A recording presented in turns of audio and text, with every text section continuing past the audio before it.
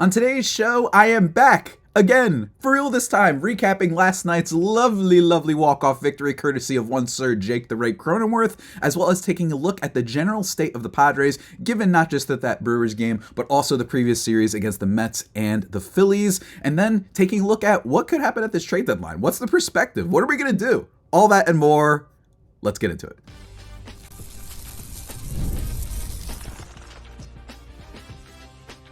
You are Locked On Padres, your daily San Diego Padres podcast. Part of the Locked On Podcast Network, your team every day. Greetings, ladies and gentlemen, and welcome to another edition of Locked On Padres podcast, which is part of the Locked On Podcast Network, your team every day for Friday, June 21st. As always, I am your host with sometimes occasionally, but certainly not always the most, especially as of late, Javier Reyes. You may be familiar with my baseball-related work over at Just Baseball, where I not only write about the Padres there, which I'm going to be doing next week especially, I also do a podcast called Baseball vs. the World, which is about general, fun, evergreen baseball topics. Going to be talking about the X-Men's history with baseball soon, as well as an award show for Moneyball. So go check that out. Of course, though, we're back here on today's podcast, guys, and we're going to be recapping all this latest Padres stuff. I am sorry, just to be 100% frank with you, mentally, I have been damaged over the last couple weeks. I've just been a really big mess, but we are back at it for a bunch of different reasons. I won't get into the actual specifics of what happened with me, but doing a lot better, so do not worry. Podcast coming at you every day. And frankly, what a great game to return to. Jay Cronenworth with the walk-off home run. So we're going to be recapping that, as well as just talking about the general state of the Padres, because I think that they've been a really weird team as of late. Dare I say, they're an impossible team to kind of gauge.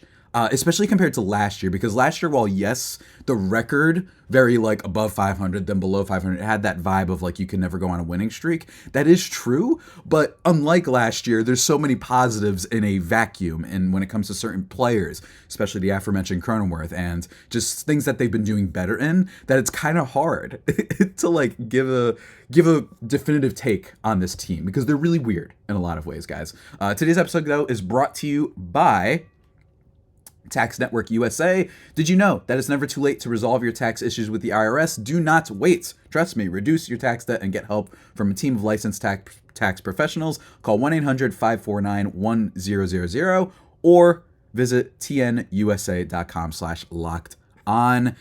Folks, let's get into it. Let's recap last night's game. And look, let me tell you, it was coming off of that series against the Mets is really, really tough for you to then be okay, now we got to play this Brewers team that's actually, it's one of those teams where you don't really, you're not really scared of them, right? When it comes to the biggest games, they're never a team that you're yeah, this is a team that can win the World Series. That's why I've always complained about them, because frankly, they are just really, really annoying and frustrating, because they will be really good in the regular season, then bad in the postseason. They're kind of I don't know, what's a good example of Pittsburgh Steelers a little bit? The difference is that the Steelers have actually won something over the last 30 years, but you get my point, where they're just really good in the regular season. They find a way to squeeze into the playoffs despite not having necessarily all the talent in the world, but nonetheless, they still can be a little bit difficult, and then they lose it in the playoffs. But Padres win this game by a score of 7-6. Let's start with Adam Mazur, who was, not great. Again, he has still yet to have a start in which he struck out more batters than he walked them. In this game, going 4 2/3, 5 hits, 3 earned runs, 3 walks, 3 Ks. So at least it wasn't more walks than strikeouts this time. So that's a little bit of improvement. He was having the most Blake Snell start of all time. I was actually about to tweet this, and what I mean by that is he was really struggling getting through 4 innings, but in fairness, he only gave up a run, right? And then he had also had a big walk rate, right? So that was the kind of perspective that I had on this. He throws a bunch of pitches, but then, of course, it wasn't a Blake Snell start, especially from last year, because he does give up that 2-run home run to Willy Adames, giving it 3 earned runs on the night. That was rough. He just looks like a guy that needs more time. And he looks like a guy that, while yes, he was the pitcher of the year or whatever in the AA last year, I forgot where it was. He had a 1.7. He was really, really good, don't get me wrong. But I think you're seeing that some of the worries about him was that he was facing not necessarily the best competition in the minor leagues, and that's why he looks so good there. And moreover, this is why he's not one of the top pitching prospects, in my opinion. He's not going to come in and be this dynamite, starting pitcher immediately. I mean, I even remember when Mackenzie Gore was with the Padres in 2022 when he came up, and he was really solid. Right? Like, he came up and was just a solid back end starter for a team that didn't have a lot of depth. And yeah, he had some blow up starts, but the fastball was working. And I think that that's one thing you're seeing right now is that he's throwing his fastball a lot, and just it's not working. Hitters are just waiting on that, man. And it doesn't seem like he trusts his changeup and curveball enough. I think pitches that he's still working on. And the slider is, well, I think pretty effective. I do. I think that the break on it is pretty solid given how young he is. That's really cool. But when it comes to his, what's it called? When it comes to his fastball in yesterday's game, 18 swings, only one whiff. So like that just gives you immediately one explanation for him. It just feels like he's not quite ready yet. Don't get me wrong, I'm not like upset with him at all. I mean, this is a super young guy, but a 7.27 ERA is pretty rough, even for a young guy, especially for a prospect in your system. It just shows you that he's got some time to go, but he's still super young. And also, it is worth mentioning that, well, the reason he's starting is because Yu Darvish and Joe Musgrove have been on the IL. Musgrove, we don't know for how long. Yu Darvish is actually set to come off the IL. His next game will be against major league hitters. So that is very, very cool. So he'll be back, and I imagine that Mazur will be set down at some point, and I think he should. I think he needs to work on things more. I think he needs to work on his secondary pitches, get some more oomph to his pitches and whatnot. And also because he's been walking so many batters, that's as clear a sign, right? He was a guy that was supposed to just be able to throw strikes consistently, and he hasn't really done that. So he needs a little bit more work. Shout out to Darvish, though. I don't know if anybody saw like the lineup that he had in his last rehab start. It was like Salas and DeVries, and who was the other one? And Homer Bush, I think, was in the lineup too. So that was just like a fun little preview at maybe the Padres in a bunch of years, which is funny because Darvish is going to be like 41 years old, but he might be up and still pitching when like Homer Bush and Ethan Salas are on the team. So that's just really funny to me. But hopefully we get a good start from him. But moreover, let's talk about the rest of the game. A lot to talk about Adam Mazur. The Padres offense does show up in this game, so shout out to them. They had been a little bit quiet of late, but it's okay. We get a Manny Machado bomb in this game to start off the game in the bottom of the first inning. It's funny that both him and Jackson Merrill, who we're going to get into in a second, actually hit like home runs that wouldn't have like a high expected batting average, but if you actually look at Baseball Savant, they were going to be home runs in basically every ballpark. So it wasn't quite lucky. It's just that it was very like, that was a fly ball that just went down the right field line and it worked. So shout out to Petco, man. 21 out of 30 ballparks considered a home run for Manny Machado. I believe it was the fastest pitch that Manny Machado had hit a home run off of this year, or got a hit in general. I forgot where I saw that stat, so that might be a good sign, but in general, we still need more from Machado. It feels like this is his first home run in like 15 years, so shouts to him, but hey, we'll take it. At this point, it really is just about getting W's, but if you want to ask me about Manny Machado and how he's doing, I would not be like, oh yeah, he's back, because he hit this home run. But even still, then you get a Jackson Merrill home run, like I said, also considered a home run out of many ballparks. Let me just find it really quickly. Out of 28 out of 30 ballparks, expected batting average of 80, which is hilarious, but launch angle on it was great. So shout out to Jackson Merrill, hitting into a lot more power lately, and it's honestly been a little bit unexpected.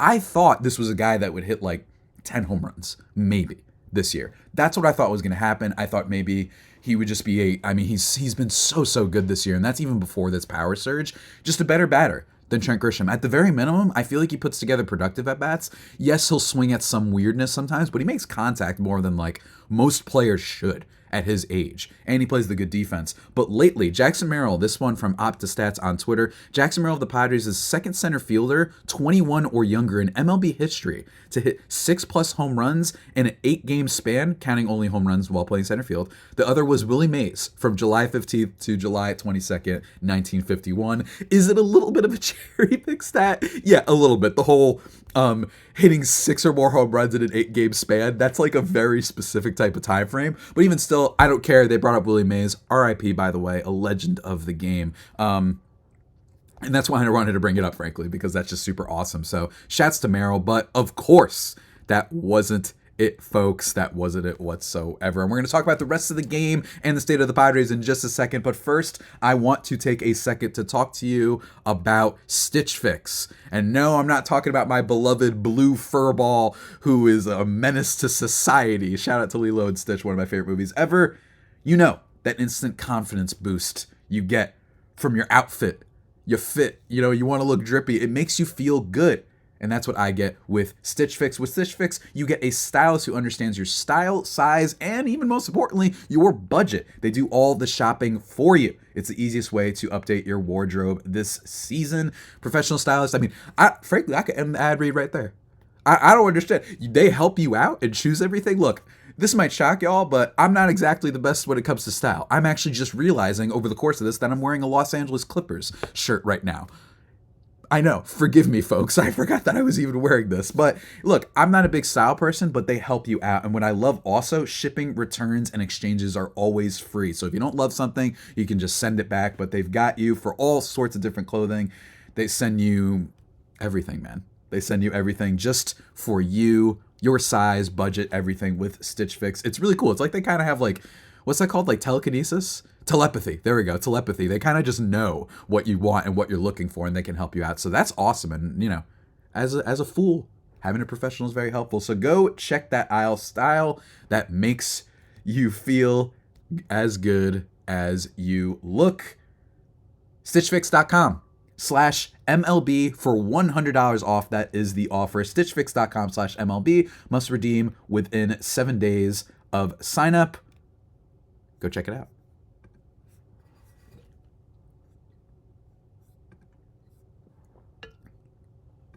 And just like that, everybody, we are back here on the Locked On Padres podcast. A little bit of an odd ad read, I understand, but we are back and we are vibing. Let's keep recapping this game.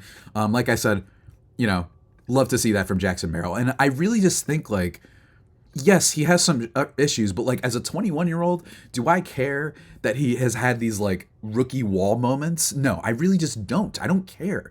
He's already better than Trent Grisham. That is huge. That is absolutely huge. This team's issue is not going to be a Jackson Merrill not being a GOAT immediately. The Tatis rookie season is just so abnormal. I mean, even if you look at some other rookies around the league, like an Anthony Volpe, really excellent player, developing into one of the league's premier shortstops right now.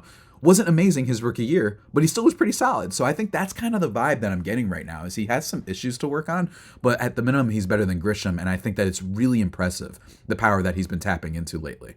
And it hasn't been super fluky either. So shouts to him. The isolated power numbers have been going up game by game. So, man, it's awesome. And it was also interesting hearing him say, I don't care about rookie of the year. I care about winning.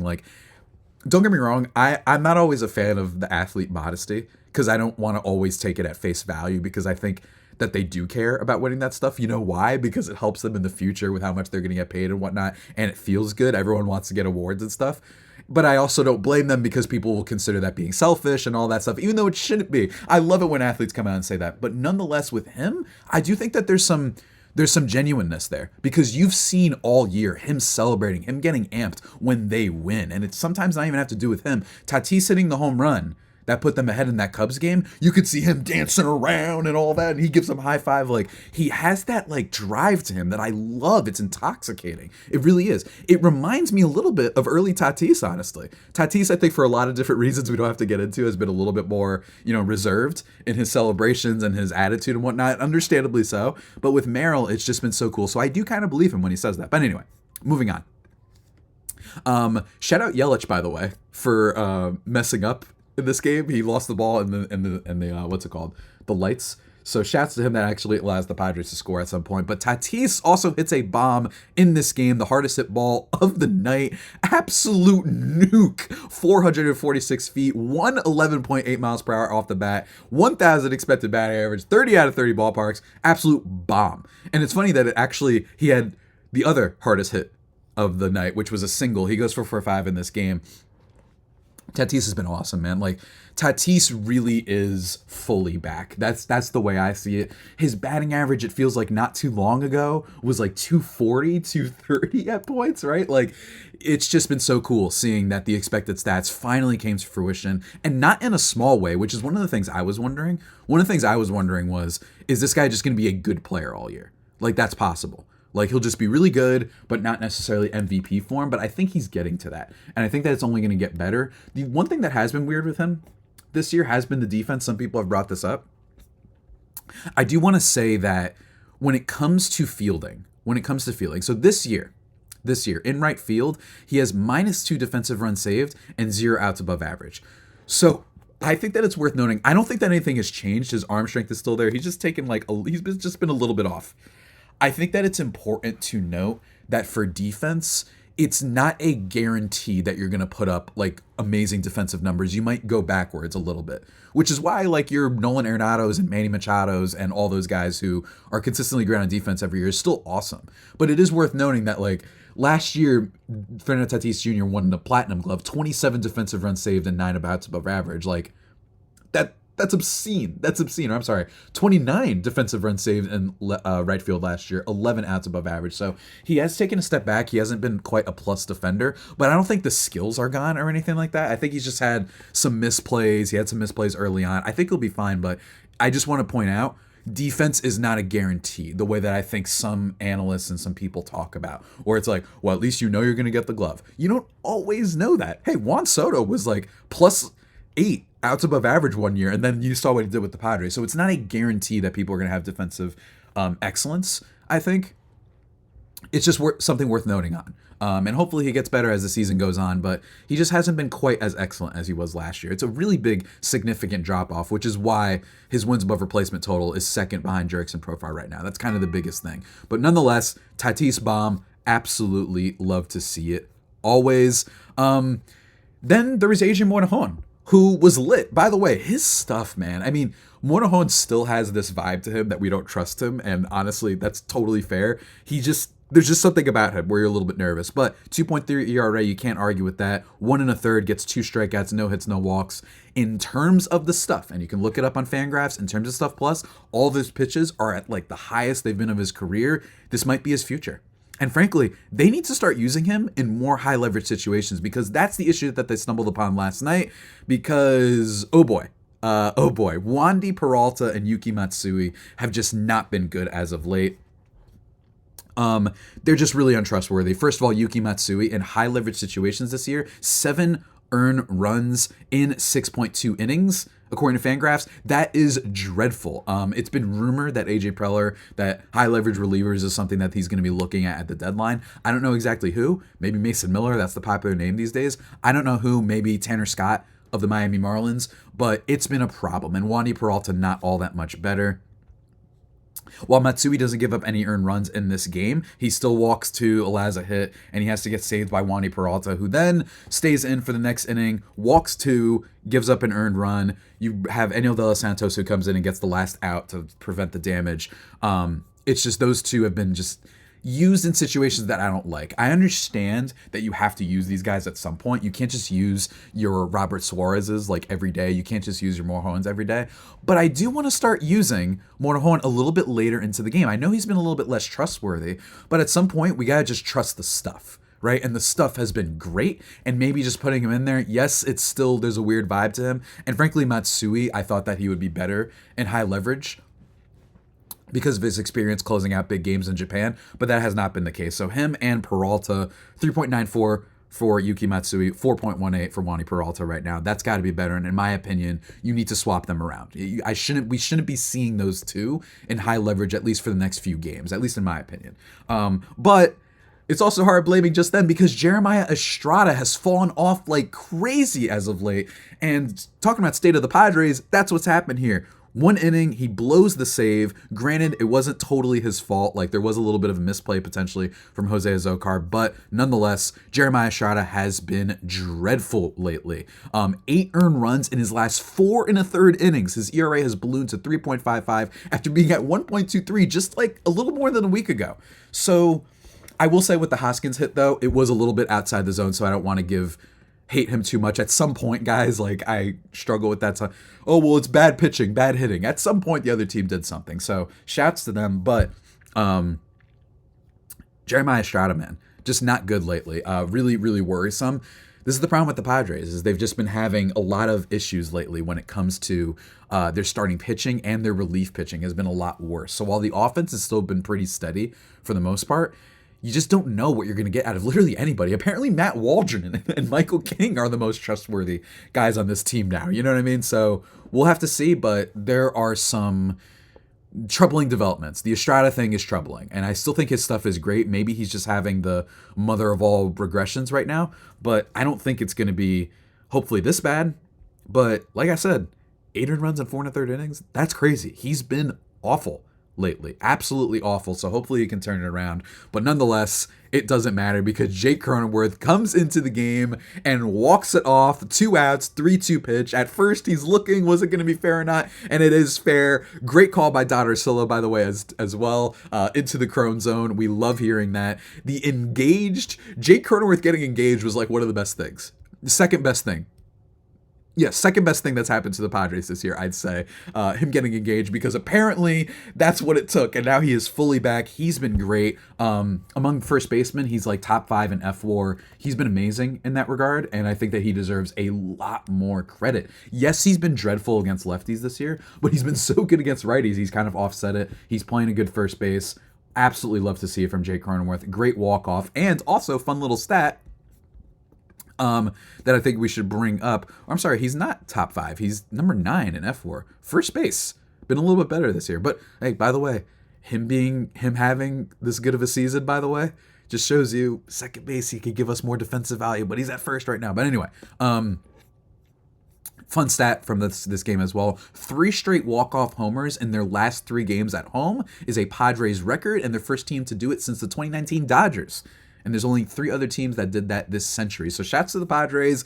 If you, for some reason, had like season tickets or whatever, and all you've been seeing is the last 3 home games for the Pods, congrats to you, because you're just having the time of your life right now. But folks, we got to talk about the current state of the Padres as well as trade deadline possibilities. We've been talking a lot about this game, but hey, it was only one game for me to recap. We'll get into that in just a second. But first, I want to give a shout out to the good folks that are going to help you out with everybody's least favorite thing. We all hate it, but you got to do it. That is taxes, folks. So shouts to Tax Network USA. Here at Locked On Padres, we pride ourselves on getting you the latest news for your team, whether it's the offseason, the draft, free agency, trade deadline, whatever it is. It's year-round. And you know what else is year-round? Collection season, folks. Just because tax season is over doesn't mean the IRS will stop coming after you for unfiled taxes. The IRS can garnish your wages, levy your bank accounts, and even seize your property. Don't let the IRS target you. Let the licensed professionals and tax experts at Tax Network USA go to bat for you. With over 14 years of experience and an A+ rating by the Better Business Bureau, Tax Network USA has saved their clients over $1 billion in tax debt. Whether you owe taxes, you have complicated matters, or whatever that needs some separate planning, they can help you out and file them correctly. 1-800-549-1000 or visit tnusa.com/lockedon. Check it out, folks. It's real important. It's tax season. Go check it out.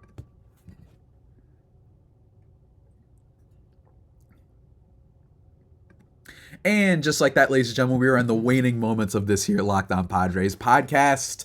Let's talk about the state of the Padres. So, they've won 2 in a row now. After getting shellacked by the Phillies in a series that I think was just, it wasn't actually that bad, by the way. They get killed the first game, right? Monday, the June 17th game. They get absolutely killed that game. It was rough. And that was the dreadful Randy Vasquez start. A guy who, another one, similar to what's his face? Similar to Adam Mazur, definitely needs to work on it. Even more so than Mazur. Because at least Mazur, he's not necessarily like getting bombarded with multiple singles. His thing is like a lot of control issues. Randy Vasquez in that game, 4 1/3, gave up 6 earned runs on 12 hits, which is insane. So they got killed that game. But then you had Tuesday, in which they blew the game because Robert Suarez had his first blown save of the year. It's just really annoying that it happened at that point. I remember I was looking at my computer, 1st and 3rd, nobody out. You know what I mean? I pull up my head to see that, and I was like, great. So he had the worst possible time, I think, to have his blow up. And he's just a guy that I guess just can't be pitching against the Phillies. But it still says a lot that it's still just a 1.21 ERA, despite the fact that he gave up 2 earned runs in just a third of an inning. Like, that just shows you that he's still been great. And also, we should have known because Nick Castellanos was up. You knew he was going to do something ridiculous. So that was an annoying game. But they did bounce back with a somewhat fluky Kyle Higashioka 3-run RBI single late in the game. But even still, really love to see it. Matt Waldron deserves to get talked about really quickly. Is he an all-star? Real question. 3.46 ERA, all the peripherals are good, his secondary pitches are getting good, especially his sweeper, and the knuckleball is fun and something that I think everyone would love to see in the All-Star game. So I would campaign for Matt Waldron to be an All-Star, but 7 innings, 1 earned run and 5 hits, 2 walks, 6 Ks. He's been awesome lately. Got to give him a lot of credit. Overall team stats now. Let's talk about the Padres this year. Overall team stats for the Padres. In terms of batting average, they are second. In terms of on-base percentage, they are 7th. Runs scored, they are 9th. Home runs, they are 9th. Slugging percentage, they are 12th. So basically, here's the thing. As my good Australian homie pointed out in last Monday's mailbag, that he enjoys watching this team more than last year. Yeah, this is a big reason why, because they are hitting, and considering that this is a team that was expected to hit last year with all the big superstars, yeah, it's really fun to see them actually live up to that billing. And also this year, I think the biggest thing has been high leverage situations. In high leverage situations this year, the Padres are 5th in the league in WRC+, 130. They are tied actually with the Tampa Bay Rays in 4th. So shouts to them. They've been amazing this year when it comes to all that. With runners in scoring position, they have been amazing and just a lot better. And that's the thing. I predicted this, and this, not to toot my own horn, but this is what one of the cases to be made for the Padres is that I was like, guys, runners in scoring position, especially when you have stars, and it's not like they lost anybody, this is what they do. Right? Like, they usually bounce back. So shouts to them in high leverage situations. I know that in general, they're 14th with runners in scoring position, but I think high leverage is a little bit better of a testament. And frankly, with runners in scoring position, they've just been a little bit as of late. But bottom line is they've been just a lot better than they were last year, and that's why you're seeing more wins. But when it comes to everything else, they've been a little bit all right? So with defense, we already talked about Tatis, but with earned run average, I don't know why I said that, in ERA, they're 17th. In batting average against, they're 18th. Walks plus hits per inning, they are 14th. So pitching has been a problem for this Padres team. And I think particularly it's been the bullpen that's been frustrating me the most, because at least with the starting pitching, we could say Musgrove and Darvish have been hurt. Musgrove has been hurt for a while, right? Michael King, he's transitioning from a reliever to a starting pitcher, right? Matt Waldron, he got lit up really early on. You know, you've had a lot of prospects that have had to come up with Randy Vasquez and Adam Mazur. At least that's a little bit more understandable. But 17th in relief pitcher ERA right now, that, in my opinion, is the less excusable, I think, for the Padres. I think that's what's been really so frustrating about them. They should be better there. Especially with how much that they did and how they were at the beginning of the season. They've just been falling off there. So that's why I think it is supported by all the rumors that Preller is looking for high leverage arms when it comes to the bullpen, because I think they need to do that. Kolek shouldn't even be on this team anymore. It's some dumb contract stuff for why they have to kind of keep him up for now. That's really annoying. But I think at some point, especially the trade deadline, hopefully they'll send him down. It's ridiculous. He should not be on this team. I'm not trying to hate, but he's not ready. He's got like a 5 ERA. So if you think Wandy Peralta and the latest stretch with Estrada and all of these guys has been annoying, check out this guy who's just like the least meritocratic. Meritocracy, not real, I guess, in this case, when it comes to Stephen Kolek. I'm not trying to say he's some Nepo baby or anything like that. I'm just saying that it's really frustrating that because of some fine print, being a Rule 5 guy, they kind of got to keep him up. But you got to figure it out. Come on.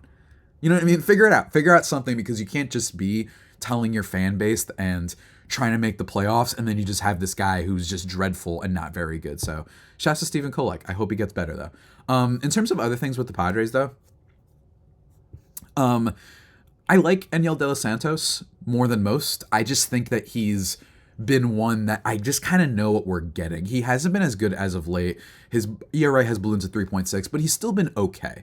I think if he's used in the right situation, he can be good. And frankly, he was at least really good early on in the season when the Padres bullpen was, not terrible. So shouts to him. I just feel like I know what we're going to get from him, and he's not someone who we're expecting to be amazing. He was a little bit of a salary dump guy because we exchanged Scott Barlow for him, so I'm totally fine with him. But Matsui, Wandy Peralta. Here's the thing with Wandy Peralta. I don't understand, and I said this when they signed him. I had no problem with the money. I don't understand why he had so many options. It was very weird for a guy who had like the tale of two cities. His last 2 seasons with the Yankees were last year. He had like a low 2s ERA, but his FIP was like 7 or whatever. And then the previous year when he had a little bit of a higher ERA, but his FIP was a lot lower. So he's like a weird pitcher. But I didn't understand that contract. It's a weird deal. Frankly, it's a little bit similar to the Nick Martinez deal, where I didn't quite understand why you gave him the options where it was like, okay, cool, he can be with this team and maybe break out and be great. But why are you making it that you're putting yourself in a lose-lose situation where if he does great, he'll leave, or if he's bad, you're stuck with him and he's going to be costing more than he should, right? So that's kind of what I didn't understand. So Wandy Peralta, I don't know why he has so many options, but whatever. Other issues with this team right now. Wow. Luis Campusano's defense. We didn't talk about that last night. Does let a passed ball get by him. Look, I love touting the Campusano hive. I'm still going to do it. I hope that everyone realizes that it's somewhat of a bit. Although I do stand by him deserving playing time last year. I do stand by that. That was stupid. But Campusano really has been a problem behind the dish, man. I mean, he's been rough. It's been so rough that he's 0.1 F4 right now because the defense has been so bad. And he's also just not hitting anymore. Hopefully he's going to show he's shown some slight improvements lately at the dish, but what I hate is he needs to be, because of the defense, better offensively. And he's just not hitting the ball hard enough, and he's not hitting it consistently. His batting stance, I think, frankly, needs a little bit of work too. I really do. I think that it needs a little bit of work. It just seems like he throws his entire life force into stuff, and he needs to be better chasing pitches outside the zone and stop trying to it feels like you can throw him like a slider low and outside, and he swings at it in a way that's like he's trying to pull it. You know, I'm like, bro, you can't, that's impossible. You're not, unless you're Tatis that one game against the Phillies early on in the season, unless you're him, you're not doing that, right? So he needs to be a lot better behind the dish. Kyle Higashioka deserves more playing time because he's had just as many clutch hits lately as Luis Campusano, who has been, it's amazing how bad his bat has regressed. I thought that he would just at least be okay, like a 100 WRC plus guy, slightly above average, and in turn, slightly above average at the dish as a catcher is a huge advantage over the rest of the catchers in the sport, but he's been bad. So I wouldn't be surprised to see them maybe try and make a trade for a catcher. I don't know. But we'll see, because Ethan Salas is not ready. Give him more time. Stop. He's like a 2-year-old. Give him a second. In terms of other things, though, the trade deadline. I'm going to read, this came from Dennis Lynn's article over in The Athletic talking about the Padres and all that. Of course, it remains to be seen how much leash Preller has left. Months after the end of another disaster season, the general manager's job status is no longer considered as secure as it was under the late owner, Peter Seidler, RIP, of course. The Padres, now overseen by interim GM Eric Consenda, appear intent on resetting their luxury tax penalty level. At the moment, San Diego is about $12 million from the tax threshold. Compared with past years, Preller likely had to go to additional lengths to convince ownership to sign off on the trades for Cease and Arise, although neither move added much payroll. The Arise deal actually subtracted payroll. Again, guys, here's my thing. If you're in fantasy, this is just a bit of advice. Go and trade with the dumb owners. Please. It is so good. Trust me. I don't know why the Marlins paid for it. It's so stupid. Anyway, here's the important part. Preller almost certainly would either require special authorization to trade either of the organization's top two prospects, catcher Ethan Salas and shortstop Leolis. I don't know, I can't say his first name, DeVries. Let's just say DeVries for now. Both teenagers are deemed close to untouchable, but talent evaluators do not see an easy path for the Padres to significantly improve without surrendering at least one. Here's the thing. If Preller's job is on the line, I could see him trading him, guys. But if he does trade them, I bet it would be like for a Garrett Crochet type, who's been doing so well that on surface value would absolutely be worth it. He's been that good. The one that I don't want to trade is Ethan Salas, because I just don't know if Luis Campusano is the catcher of the future. I just think he's been really worrisome, and he needs a whole overhaul of his swing and mechanics. So I want to keep Ethan Salas for an 18-year-old who's a high-value prospect at catcher. That just doesn't happen very often. I'm not saying this guy's going to be Adley Rutschman, but I'm really hoping that he can be a high-quality catcher for a team that hasn't had one since that one Derek Norris year. You know what I mean? And Derek Norris wasn't even amazing that year. So really hoping they don't trade those guys, but I could see it. And I think that with the special authorization thing, I think that's an important thing to note. Hopefully it means that this won't be a situation where we're like, oh, our GM's on the hot seat, so he's not going to care about the future, and he'll just trade everybody. Maybe that means he can't, necessarily trade the biggest prospects in this organization. I am still of the opinion, I have not changed. My takeaway, one of the things that we talked about over the last few weeks, was after the end of the Royals, Angels, A's, Mets, whoever the other bad team they played was, who was it? Diamondbacks. After that stretch, I wanted to wait until those games were done to evaluate them. And in my opinion, there's two things. Number one, no. It's not over. They can still make the playoffs. The National League has been awful this year.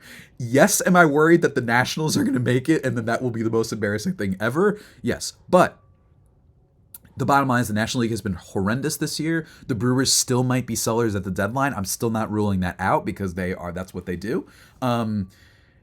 They're not out. It's not over. They can still go on a run. The Mets just ripped off a 7-game winning streak, guys. So it's not over in that respect. However, what that stretch did sell me, which I will stand by, is they should not be going hard at the deadline. What I mean by that is I don't want to give up those two guys, DeVries or Salas. I want to keep them. I want to have some awesome players. Look at how good Merrill's been. This is the fun part about having prospects. And especially when you already have big contracts and superstars on the team, you need to offset that with some younger guys to help supplant your payroll, make it a little bit more balanced, and just have some, ammo in the chamber, some high value, high upside guys, even if they're not always going to be superstars. Just having that depth is huge. And while, yes, the latest depth with the Padres rotation, I know prospects and Vasquez and Brito and Mazur and all these guys haven't been good. I understand that. But still, I'd rather have guys that we don't know what they could be versus guys that we kind of already know what they are. So for me, I just don't want to overcommit. I personally would do something very similar to last year's deadline. I don't think that's going to happen. I think Preller's going to convince them, and I think he's going to go out and maybe get a Garrett Crochet type. Maybe he's going to go out and get Jesus Luzardo or whatever for less, maybe, because he has been struggling lately. Although, don't quote me on that. I think Luzardo has been a little bit hurt lately. So if he's been hurt, then please don't do that. I don't want to mess with anyone injured. But if he's not, then maybe they go for someone like that. But also keep in mind that there's a lot of teams in the league looking for starting pitching. So we'll see. I don't know what the heck the trade market's going to be like, but that's my thing. I'd rather go about this the way they went last year, which is gave up basically nothing. You gave up Jackson Wolf, right? You get G-Man Choi, and then you got Garrett Cooper. You were like, hey, this will help our DH spot. That has been dreadful for us this year. They're good against righties and lefties. You can mix and match. You can platoon it. That would be great. And then you say, hey, we'll bring in Scott Barlow. He was having a bad season, but all the expected stats suggested he'd get better. So you can do that. I like that. I'd rather do that and say, you know what? I need proof that we can trust this team, because right now you can't. The vibes are better this year, but the vibes have been very and then like up and down, like a crazy seesaw this year. So I don't want to trust trading away the future for a team that has a lot of weird payroll things into this team. I just don't want to do it. It would be exciting, though. Don't get me wrong. I can't wait. I can't wait for the trade deadline. It's on my birthday this year, July 30th. So I can't wait. But all in all, I just don't trust this team. They are not a team, a group, a core that you want to overextend. And if they were 5 games above 500, I'd be like, you know what? Screw it. You know what I mean? But they're not. Right now, they are 1 game below 500. They just refuse to be going on a winning streak. So I would not do that. I would not do that. That's just me. But in my opinion, I think it's going to happen, man. I really do. I think Preller's a bad man. I really do. One way or another, the man's going to go for it. And at times, it's exciting. It really is. In fairness, the Cease and Arise acquisitions haven't been bad. Cease as of late, though. Hopefully he can bounce back tonight. I don't know what's been going on with him lately. It's been really maddening that he's been this bad. Going up against Colin Ray tonight, who's actually pretty good, by the way. We'll see. We'll see. But folks, that about does it for today's edition of the Locked On Padres podcast, the only pod that may be better than the Padres themselves. Remember to subscribe to the podcast wherever you get your podcasts from. Going to be more consistent from here on out. I promise. We are fully back every day, starting again next week against the Nationals. That should be a lot of fun. So without further ado, everybody stay safe and, of course, stay faithful. My Fire Faithful homies, take care.